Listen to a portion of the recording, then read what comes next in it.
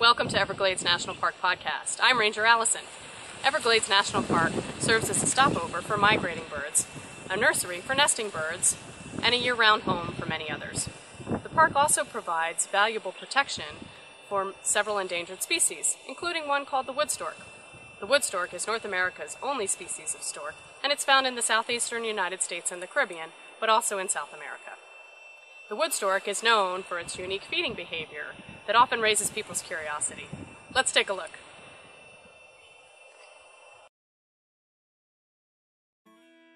Shuffle, shuffle, snap. Walk, shuffle, shuffle, snap. Shuffle, wing out. Shuffle, snap. Wing out. Shuffle, shuffle, snap. Walk, shuffle, shuffle, snap. Shuffle, wing out. Shuffle, snap. What is that woodstork doing? When the woodstork feeds, it looks like a bald-headed bird wearing pink slippers and dancing to his own beat. But he is actually feeling around in the water for his food. The woodstork stands in water several inches deep, opens his beak, and begins his shuffling dance.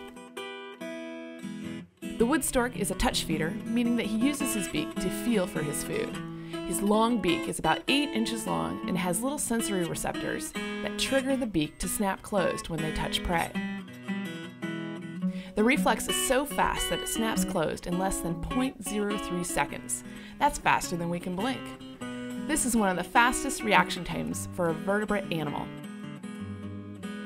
To help fish swim towards his beak, the woodstork shuffles his pink-colored feet in the murky water. Motionless fish are startled, swimming off and bumping into the long open beak. Snap! The woodstork's beak closes, and he quickly jerks his head back, swallowing the fish. The woodstork is very well adapted to finding his prey. Since he doesn't need to see his food, only feel it, woodstorks will often stand in water thick with plants or murky water, where the fish can't see his dark bald head looming over the water. With as much water as there is here in South Florida, you would think the woodstork could live anywhere. However, the woodstork is dependent on freshwater and estuary environments, with water levels between 6 to 20 inches deep, allowing his beak to feel for the prey.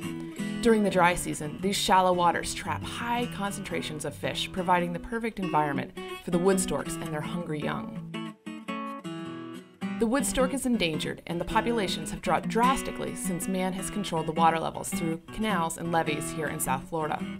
Over half of the natural Everglades ecosystem has been drained, and the control of water levels is not providing heavy enough concentrations of fish. This proves to be disastrous to nesting pairs and leaves the helpless young in the nest starving to death.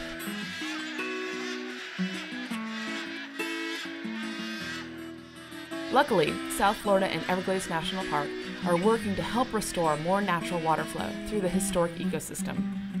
In turn, we hope this will help the pink-slippered wearing dancer to return to a healthy population in the Everglades.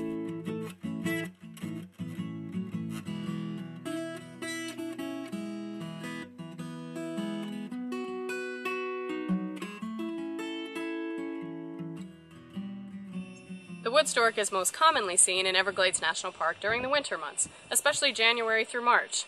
This bird depends heavily on a natural process called the winter dry down, which happens as water levels gradually drop throughout the dry season.